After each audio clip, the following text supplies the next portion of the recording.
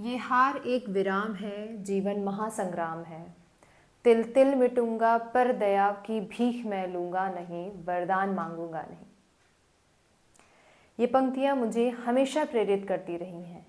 जब जब मैंने आगे के लक्ष्य को थोड़ा धुंधला पाया है, तब तक मैंने इन कविताओं से, इन पंक्तियों से बहुत उत्साह पाया है। नमस्कार, मैं असिस्टेंट प्रोफेसर डॉक्टर अंतिमा आज आपका स्वागत करती हूँ अपने चैनल डॉक्टर अंतिमा ऑफिशियल में।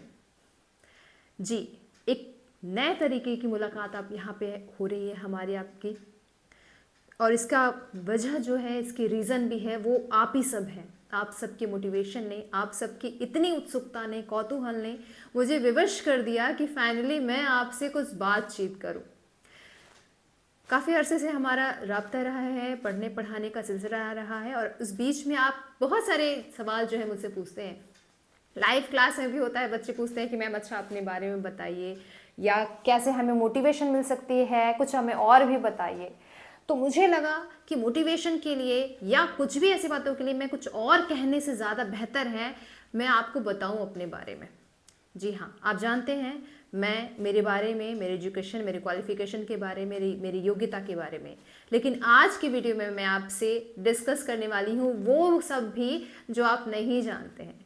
केवल यहाँ पर सफलता की बात नहीं होगी, मैं बात करूँगी अपने फेलियर की भी।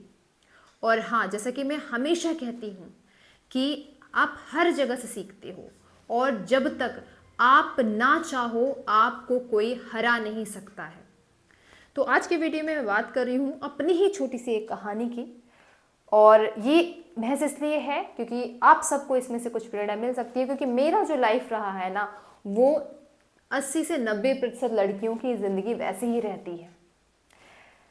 चलिए बात करते हैं। थंबनेल से तो आपने गैस कर लिया होगा कि क्या खुलासा होने वाला है। शुरुआत से शुरू करूं तो मैं एक, कह सकते हैं, मध्यम वर्गीय परिवार की लड़की हूं। हम 3 बहनें और रहे हैं, मैं तीसरे नंबर पे हूं, और 3 बहनें के बाद एक भाई है। जो मेरा फैमिली बैकग्राउंड है, मेरे पिताजी एक अच्छे रेपुटेटेड पोस्ट पे रहे हैं। घर का माहौल मेरा ठीक ठाक पढ़ाई वाला रहा है, ये घर का माहौल है। लेकिन मैं बात करूंगी आपके सामने मेरा क्या रुझान रहा है पढ़ाई के लिए। एक लेवल होता है कि अच्छा, उसके बाद एवरेज, और बिल्कुल अच्छा नहीं। तो मैं अपने आप को एक अच्छे विद्यार्थी में नहीं रखती हूँ, मैं अपने आप को बहुत बुरे में भी नहीं रखती हूँ, मैं एवरेज में रख रही हूँ। लेकिन इस एवरेज को भी अगर आप 2 भागों में डिवाइड करोगे ना, कि एक अपर लेवल का एवरेज और एक बिलो लेवल का एवरेज, तो मैं अपने आप को बिलो लेवल में रखूंगी। ये मुझे लगता है ज़्यादा सेफ साइड है। क्यों? क्योंकि अभी आपको पता चलेगा कि ऐसा क्यों हुआ। पढ़ाई के लिए शुरू से मैं बहुत कोई स्टूडियस पर्सन नहीं रही हूँ, मेरा कोई पढ़ने में बहुत ज़्यादा दिलचस्पी नहीं रही, ठीक ठाक स्टूडेंट रही हूँ कि जो पढ़ाई है, क्वालिफिकेशन जो है वो चलती रही है। कई सारे शहरों में रह करके हमने पढ़ाई करी, कई सारे छोटे बड़े शहर रहे, जिसमें से छोटे शहर ज़्यादा रहे, जहाँ हमने जो है अपनी जो शुरुआत की बेसिक प्राथमिक पढ़ाई है वो कंप्लीट किया है। ऐसे ही चलता रहा, क्लास पढ़ती रही, पास होती गई, क्लास पढ़ती रही, पास होती गई, तब तक सब ठीक था। ठीक है, बीच बीच में पुश किया जाता था, माता पिता बहुत सपोर्टेड रहे हैं, इसलिए उन्होंने हमेशा पढ़ाई के लिए प्रेरित किया है।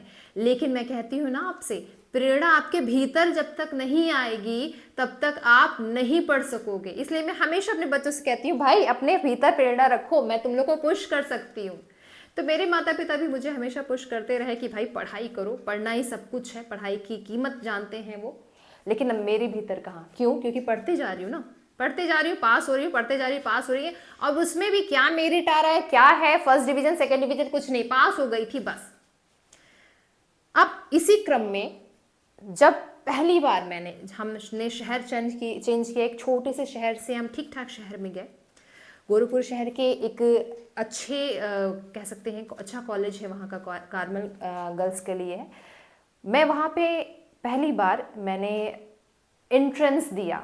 ठीक है, ये मेरा पहली बार रुझान था। एक तो किसी बड़े शहर, मतलब गोरखपुर भी मेरे लिए उस समय एक बड़ा शहर था, मैं ऐसा कह सकती हूँ। वहाँ पे मैंने एक अच्छे कॉलेज का, ठीक कॉलेज का जो है मैं एंट्रेंस दिया।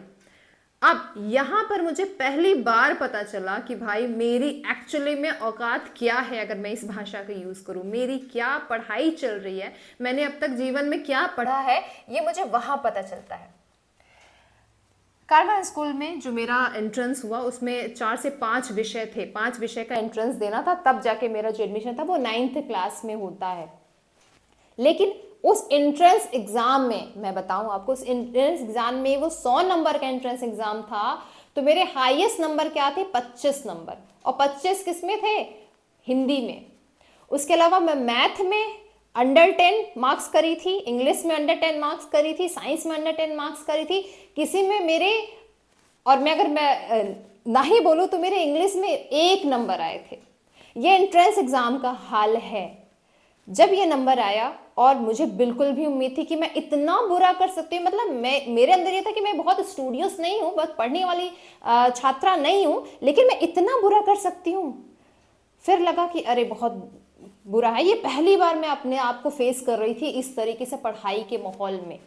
उसके बाद फिर एक गवर्नमेंट कॉलेज में एडमिशन हो गया कि भाई अब वहाँ नहीं हो सकता, गवर्नमेंट कॉलेज में एडमिशन हुआ। वहाँ भी चूंकि एक देखो लड़कियों के साथ ये भी रहता है, या पढ़ाई का एक माहौल रहा है ना कि जो साइंस पढ़ने वाले जो बच्चे होते हैं वो बहुत तेज तर्रार होते हैं, और आर्ट साइड के जो बच्चे होते हैं वो बहुत मीडियम होते हैं। खासकर लड़कियों को लोग एक्सपेक्ट करते हैं कि क्या है, आर्ट पढ़ लेगी, ग्रेजुएशन कर लेगी। ये मैं उस समय की भी बात बता रही हूँ, आज भी ऐसी मेंटालिटी है। तो ये था कि अब भाई आर्ट्स लेंगे तो कमजोर स्टूडेंट में आ जाएंगे, और थोड़ा सा सोसाइटी को भी देखना रहता है ना। तो मैंने जो है सबने कहा साइंस ले लो, मैंने कहा मैं ले लूंगी, मेहनत कर लूंगी, पढ़ लूंगी। तो मैं साइंस बैकग्राउंड से मैंने एडमिशन ले लिया। अब मैं स्ट्रगल से पढ़ी जा रही हूँ, मैं स्ट्रगल कर रही हूँ अपने भीतर और पढ़ रही हूँ, कोशिश कर रही हूँ कि अच्छा नंबर हो जाए। अगर मैं ये बता दूं, अगर मैंने उस समय ठीक ठाक डिसीजन लिया होता, फेस किया होता कि भाई मुझे नहीं साइंस पढ़नी, मुझे मैथ में बिल्कुल रुचि नहीं है, आज के डेट में जिस कॉन्फिडेंस के साथ मैं कहती हूँ कि इतने बड़े हो जाने के बावजूद मुझे मैथ में बिल्कुल रुचि नहीं है, रुचि छोड़ो मुझे मैथ नहीं आती, लेकिन ये कॉन्फिडेंस उस समय नहीं था। सोसाइटी प्रेशर होता है। तो मैंने ले लिया एडमिशन, भाई साइंस बैकग्राउंड से सब पढ़ रहे हैं साइंस, और पूरे मैंने 9th में साइंस लिया था। 9th और 10 मैंने 2 साल प्रॉपर स्ट्रगल करी है केवल मैथ और साइंस के लिए। फाइनली बोर्ड्स जो होता है, यूपी बोर्ड्स, और बहुत मायने रखता था उस समय का यूपी बोर्ड्स की जो परीक्षा होती थी। यूपी बोर्ड्स की परीक्षाएं हुई, और यूपी बोर्ड्स की जो परीक्षा हुई उसमें मुझे अपने आप को दोबारा एक बार देखने का मौका मिला। कैसे? यूपी बोर्ड की परीक्षा हो गई, रिजल्ट आया। रिजल्ट पहले जो होता था पेपर में रिजल्ट आता था, ठीक है, इस तरह से आप लोग के ऑनलाइन रिजल्ट नहीं आते थे, पेपर में होता था रिजल्ट। और जब मैंने वहाँ देखा तो लगा कि 2nd डिवीजन पास हुई थी मैं, मेरा जो हाई स्कूल है, तो उसमें से भी लगा चलो ठीक है 2nd डिवीजन है, होगा ये 10 लोग को ये बता सकते थे कि चलो 1st डिवीजन नहीं है तो 2nd डिवीजन है। उसके बाद बारी आती है रिजल्ट देखने की। जब मैंने मार्क्स देखे, ये अब मेरे जिंदगी से दूसरा साक्षात्कार था कि अरे बाप रे क्या स्थिति है मेरी पढ़ने की। मैंने मार्क्स देखे तो मैं लिटरली मैं फेल कहूंगी बिल्कुल उसे, क्योंकि मेरे मैथ में जो थे नंबर थे ना, मैथ में नंबर थे ग्रेस मार्क्स। और मैं आपको बता दूं उस समय यूपी बोर्ड में 5 नंबर ग्रेस मार्क के मिलते थे, और मैंने 5 के 5 ले रखे थे, तब जाके मैं किसी तरीके से मैथ में पास हुई। तो मैं उसे पूरी तरह से फेल ही कह रही हूँ, मैं फेल हो गई। अब यूपी जो बोर्ड है उसकी अच्छाई कहूँ या मेरे लिए क्या भी था, शाप था या अभिशाप था मुझे नहीं पता, पर उस ग्रेस मार्क से मैंने अपना हाई स्कूल क्लियर किया। ये मेरे लिए दूसरा साक्षात्कार और धक्का भी था कि ये मेरी पढ़ाई का लेवल चल रहा है। और हाई स्कूल का जो मार्कशीट होता है ना, हाई स्कूल के नंबर बहुत मायने रखते हैं, और उसका खामियाजा मुझे अपने लास्ट तक भुगतना पड़ा है, यहाँ तक मैं बता रही हूँ। उसके बाद ये हुआ कि चलो फिर दूसरी जगह ट्रांसफर हो गया, मैंने दूसरी जगह एडमिशन ले लिया, इंटर में एडमिशन लिया। थोड़ा सा धक्का तो लगा हुआ था, इसलिए ये समझ में आया कि भाई पढ़ना बहुत इंपॉर्टेंट है, अपना मेरिट बनाना, परसेंटेज बनाना बहुत इंपॉर्टेंट है। मेहनत करी खूब, और इंटर में ठीक ठाक नंबर मिला। उस समय अगर हम कहें यूपी बोर्ड से तो 74-75% जो मिलता है वो अच्छा नंबर माना जाता है। तो 74% के पास मैं इंटर पास हुई। लेकिन यहाँ भी देखो क्या है, अभी विजन कुछ क्लियर नहीं है। इंटर में कोई भी विजन क्लियर नहीं है। कभी लगता था ये आगे पढ़ाई कर लेंगे, ये आगे पढ़ाई कर लेंगे, कुछ भी क्लियर नहीं है। और मैं बता दूं, इंटर में आने के बाद सबसे पहले काम मैंने क्या किया कि मैंने साइंस छोड़ दी, मैंने आर्ट्स के ले ली, सब्जेक्ट ले लिया, आर्ट्स के सिंपल सब्जेक्ट ले लिए। क्योंकि यहाँ से देखो एक चीज मुझे ये भी समझ गया है कि मेरा कैलिबर क्या है, मेरा स्ट्रेंथ क्या है, मुझे उस हिसाब से पढ़ाई करनी है। तो वो भी लिया। ठीक है, और उसमें मैंने मेहनत किया और मेहनत करके अच्छे नंबर लाए और अच्छे नंबरों से पास हुए। उसके बाद फिर ये हुआ कि अब भविष्य में क्या करना है। इंटर के बाद सबसे बड़ा जो होता है ना, वो ड्रीम टाइम होता है। इंटर के बाद हम क्या कर लेंगे, क्या नहीं करेंगे। आज भी इंटर जो वो होता है बच्चों का, तो बड़े जो होते हैं, मेरे पास भी कई मैसेज आता है कि मैम क्या सब्जेक्ट से बीए करें, क्या करें, या फिर कुछ दूसरा कोर्स कर ले। ऐसे ही थोड़ी सी उहापोह की स्थिति थी, कई सारी चीज़ें सोची, लेकिन फाइनली पेरेंट्स को लगा कि नहीं, बीए करो, बीए में करो, और किन किन सब्जेक्ट से बीए करना है ये भी मेरे पेरेंट्स, मतलब मेरे फादर ने डिसाइड कर लिया कि भाई, तो एक तो वो मुझे शायद समझ गए होंगे, या उन्होंने मेरी साइकोलॉजी समझ ली थी कि क्या क्या पढ़ने से होगी, तो उन्होंने मुझे सब्जेक्ट दिला दिया कि भाई इसी सब्जेक्ट से, आर्ट के ये सब्जेक्ट से तुम्हें ग्रेजुएशन करना है। और इच्छा अनिच्छा के बावजूद मैंने उस सब्जेक्ट से जो है वो ग्रेजुएशन कर लिया कि ठीक है। ग्रेजुएशन भी ले दे करके किसी तरीके से मेहनत करके हो गया पास, फर्स्ट डिवीज़न ग्रेजुएशन में पास हो गई। अब इसके बाद क्या करना है कुछ आइडिया नहीं है, कहाँ जाना है अभी भी कुछ आइडिया नहीं है, क्योंकि हमारे सामने मोटिव ही नहीं होता है कि क्या करें, और अंदर से जब तक निकल के नहीं आएगा आप क्या करना चाहते हो, बाहर से कोई आपको पुश नहीं कर सकता है। इस बीच में मेरे फादर का जो है तबादला फिर एक जगह हो गया, इलाहाबाद में हम ट्रांसफ़र उनका हो गया, वर्तमान प्रयागराज। अब वहाँ पर चूँकि इलाहाबाद यूनिवर्सिटी है, तो ये हुआ कि इलाहाबाद यूनिवर्सिटी का एंट्रेंस डाल दो, और मैं बता दूं मैं बिल्कुल डालना नहीं चाह रही थी। मुझे लग रहा था कि फिर मैं कैसे उस बड़े माहौल में जाऊंगी, क्योंकि एक बड़े माहौल का, जब आप किसी छोटे शहर से बड़े शहर में जाते हो ना, तो वो एक फियर, एक प्रेशर भी होता है कि हम फेस कैसे करेंगे। ठीक है, तो मैं डाल नहीं रही थी, फिर भी ज़बरदस्ती मुझे एंट्रेंस दिलवाया मेरे फादर ने, और उसके बाद ठीक ठाक नंबर आया, और पहली मेरिट पे नहीं थी, दूसरी मेरिट में नहीं थी, तीसरी मेरिट में मेरा नाम आ गया, और उसके बाद मैंने एमए में एडमिशन ले लिया। एमए में एडमिशन ले लिया, चूँकि पढ़ाई चल रही थी और वहाँ के सराउंडिंग माहौल थोड़ा अच्छा था, तो पढ़ना पढ़ाना काम चलाऊ चल रहा था। मैं अभी भी बताऊँ, काम चलाऊ पढ़ाई जो है वो चल रही थी। विजन अभी भी क्लियर नहीं था, आगे क्या करना है ये कुछ नहीं था। इस बीच में मेरे कुछ रिश्तेदार जो थे वो बीएड वगैरह का जो है फॉर्म डाले थे। मेरे फादर ने कहा ऐसा है बीएड कर लेना पहले ज़रूरी है, और मैं बीएड बिल्कुल करना नहीं चाह रही थी, मुझे नहीं करना था, मुझे जाना ही नहीं था, मुझे टीचिंग करनी ही नहीं थी। लेकिन फिर उन्होंने कहा कि कर लो, एक स्कोप हो जाएगा, नहीं आगे भविष्य में करना होगा तो ठीक है। फिर मैंने एमए छोड़ा और मैंने बीएड किया। बीएड होने के बाद फिर से मैंने एमए जो है वो कंटिन्यू किया वापस इलाहाबाद यूनिवर्सिटी में। और उसके बाद मैं बता दूं, इलाहाबाद यूनिवर्सिटी में सब चल रहा है, माहौल चल रहा है, पढ़ाई चल रहा है, लेकिन एमए तक मैं बता दूं आपको, एमए तक मुझे पता ही नहीं है मुझे क्या करना है। एमए तक मुझे मालूम ही नहीं कि आगे क्या पढ़ाई होती है, क्या कंपटीशन की तैयारी होती है, मैं नहीं कर रही, क्योंकि कंपटीशन की तरफ बहुत रुझान नहीं था ना। तो पेरेंट्स आपको सपोर्ट करते हैं, बोलते हैं, लेकिन बाहर जाके रास्ता आपको निकालना पड़ता है। पेरेंट्स आपको किताब ला के नहीं देगा, पेरेंट्स आपको सपोर्ट कर रहे हैं। मेरे घर में वो फुल सपोर्ट होने के बावजूद जो था ना, कि मेरा अपना इंटरेस्ट नहीं समझ में आ रहा था। इस बीच में कई सारे बच्चे साथ के जो थे वो नेट और जेआरएफ की तैयारी कर रहे थे। मुझे ये तो समझ में आ गई, ये कुछ अच्छी बात होती, मुझे नेट पता नहीं था। उसके पहले मैंने ज़िंदगी में नेट सुना भी नहीं था कि नेट और जेआरएफ नाम की कोई चीज़ होती है। फर्स्ट ईयर के लास्ट जब था उस समय कुछ स्टूडेंट तैयारी कर रहे थे, मुझे लगा कि भाई तैयारी करनी चाहिए। और जब ये मुझे पता चला कि जेआरएफ कर लेने से फेलोशिप मिलती है, तो मैं सोची ये तो एक अच्छी बात है, फेलोशिप मिल जाती है तो इसको हम कोशिश कर सकते हैं। पढ़ा, मेहनत किया, अपनी पढ़ाई चल रही थी और मेहनत तो चल ही रही थी। इस क्रम में एक ये हुआ कि अच्छी पढ़ाई हो गई, सराउंडिंग अच्छी थी, ग्रुप अच्छा था, तो पढ़ाई अच्छी हो गई। और जेआरएफ की मैंने परीक्षा दी। पहली बार जेआरएफ समझ में ही नहीं आया क्या होता है। दूसरी बात फिर ये लगा कि पहली बार जेआरएफ मैंने दिया एग्जाम और लगा कि ठीक है, नहीं हुआ कोई बात नहीं है। मैंने एमए जब फर्स्ट सेमेस्टर का एग्जाम दिया था ना, तभी मैंने नेट जेआरएफ की परीक्षा दे दी थी। उसके बाद से फिर मैंने दोबारा नेट का एग्जाम दिया। इस बार मेरा नेट क्वालिफाई हो गया, तो थोड़ा सा कॉन्फिडेंस आया। देखो मैं नेट क्वालिफाई कर रही हूँ, मैं नेट की तैयारी कर रही हूँ, लेकिन मुझे फिर भी नहीं पता है कि मुझे इसके आगे क्या करना है। मुझे बस इतना पता है कि भाई अगर दे देंगे तो शायद पीएचडी में हो गया तो जेआरएफ की जो है फेलोशिप मिलने लगेगी। अब बहुत से लोग बच्चे कहते हैं मैम ऐसा कैसे हो सकता है, नहीं पता होता है। नहीं पता होता है भाई, जब आपका सामान्य बैकग्राउंड होता है तो आपको नई आइडिया होता है इन सब चीज़ों का। नेट हो गया और फिर अच्छा पढ़ाई चलती रही तो जेआरएफ भी क्वालिफाई हो गया। एमए ख़त्म होते होते मेरा जेआरएफ क्वालिफाई हो गया। उसके बाद से फिर जेआरएफ के बाद जो क्वालिफाई होने के बाद मार होती है ना कि एडमिशन कहाँ लेना है, पीएचडी के लिए एडमिशन कहाँ लेना है। इलाहाबाद यूनिवर्सिटी से पीजी हो रहा था, लग रहा था कि वहाँ पे ही हो जाए, अच्छा यूनिवर्सिटी, सेंट्रल यूनिवर्सिटी है, वहीं पर मिल जाए एक बार पीएचडी के लिए। लेकिन मार बहुत ज़्यादा है वहाँ पर, एडमिशन की मार बहुत ज़्यादा है वहाँ पे। और यहाँ पर अब मैंने जैसे कहीं कहा था कि मुझे हाई स्कूल का जो फेलियर है ना वो मुझे आगे तक भी झेलना पड़ा। क्यों?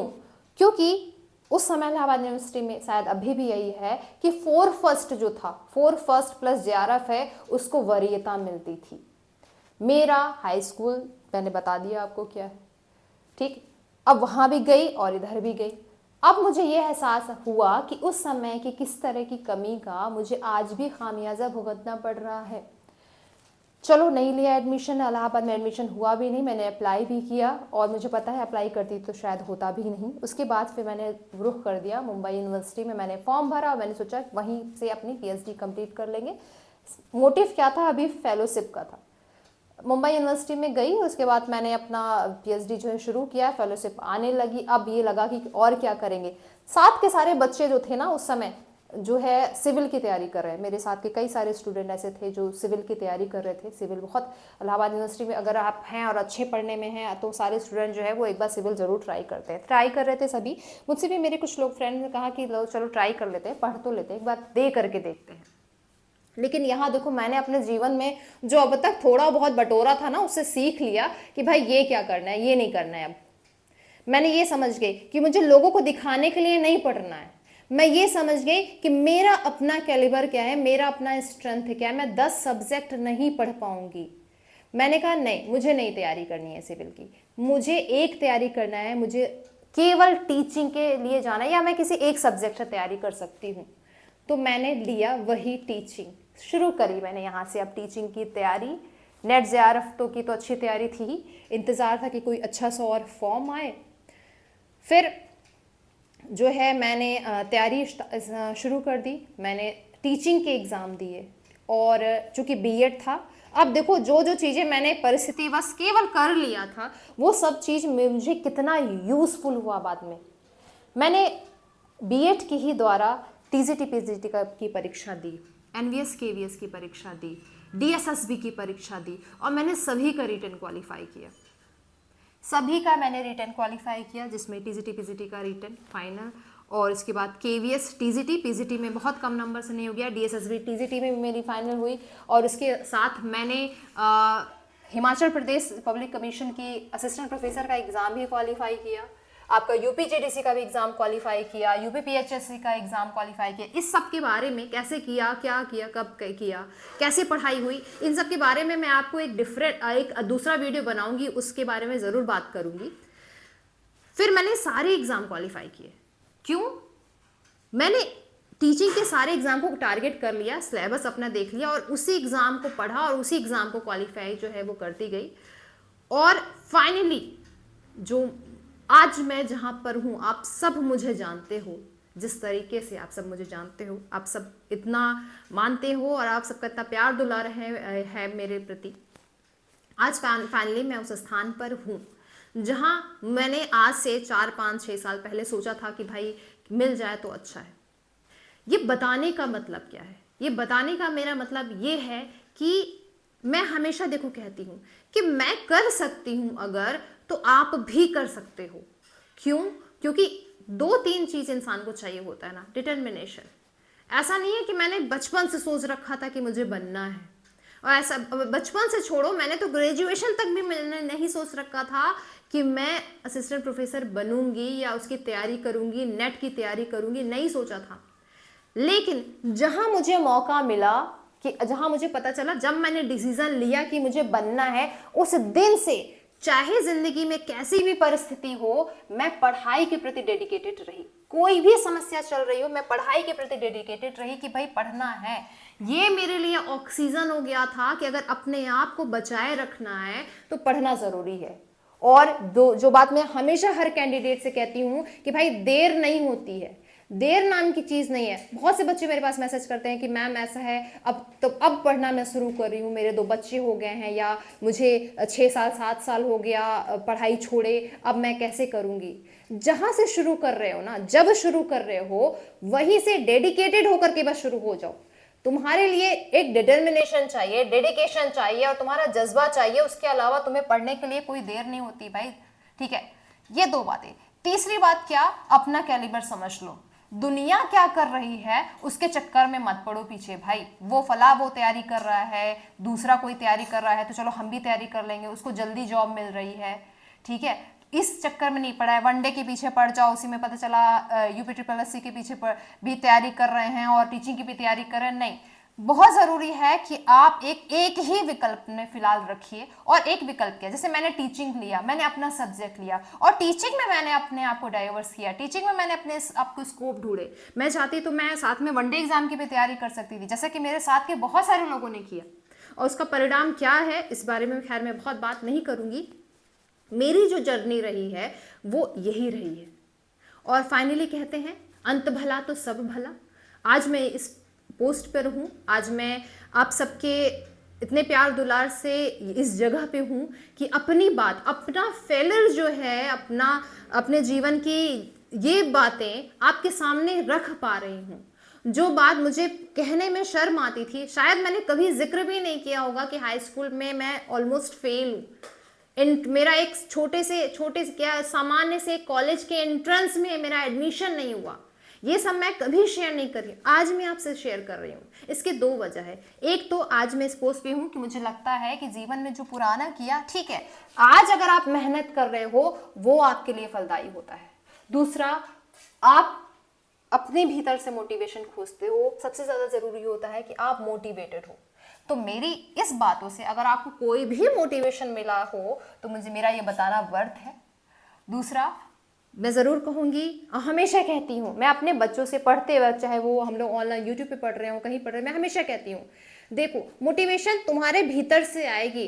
मैं तो भाई तुम लोगों को रोज मोटिवेट करती हूँ, रोज डांटती हूँ, पढ़ाती हूँ, सब तुमको, तुम्हारे पेरेंट्स डांटते होंगे, तुम्हारे जो भी तुम्हारे हित मित्र दोस्त हैं सभी तुमको समझाते होंगे। लेकिन जब तक तुम्हारे भीतर से मोटिवेशन नहीं आएगी ना, जब तक तुम पढ़ाई को ऑक्सीजन की तरह नहीं समझोगे, जब तक तुम्हें उसकी नीड नहीं समझ में आएगी तुम्हारे लाइफ में, तब तक पढ़ाई नहीं हो पाएगी। तो अपने अंदर से मोटिवेशन खोजो, ठीक है। जैसे मुझे मिला, मुझे बाहरी जो है सपोर्ट के साथ साथ मेरे भीतर से भी मोटिवेशन मिली। और जब सारा जो सितारे एक साथ होते हैं ना, तब आपका टारगेट आपको मिलता है। और सारे सितारों को साथ भी हम कर सकते हैं। क्यों? तभी कहते हैं ना कि फॉर्चून्स फेवर्स द ब्रेव। आप हिम्मत करो, लगन के साथ निकलो, टारगेट मिलेगा कैसे नहीं, ठीक है। तो आज के इस वीडियो में छोटी सी यही बात करनी थी। बहुत सारी बातें हैं, जैसे कैसे मैंने एग्जाम क्वालिफाई किए, इसके लिए मैं आप एक और वीडियो लेकर आऊँगी। बच्चे सबसे ज़्यादा प्रश्न जो है मुझसे इसी पे पूछते हैं कि मैम इतने सारे एग्जाम को कैसे आपने हैंडल किया, मैनेज किया। या फिर बहुत से लोग ये भी बोलते हैं कि जॉब करनी नहीं थी तो दिया क्यों। इन सभी प्रश्नों के साथ मैं एक और वीडियो में आऊँगी। आप सभी तैयारी करते रहिए, अच्छे से पढ़ते रहिए। कोई भी समस्या हो, चाहे, मैं हमेशा कहती हूँ पढ़ाई से ज़रूरी, मोटिवेशनल से ज़रूरी, आपकी स्ट्रेटजी से ज़रूरी, कोई भी ज़रूरी बातें हो आप हमसे शेयर करिए, ठीक है।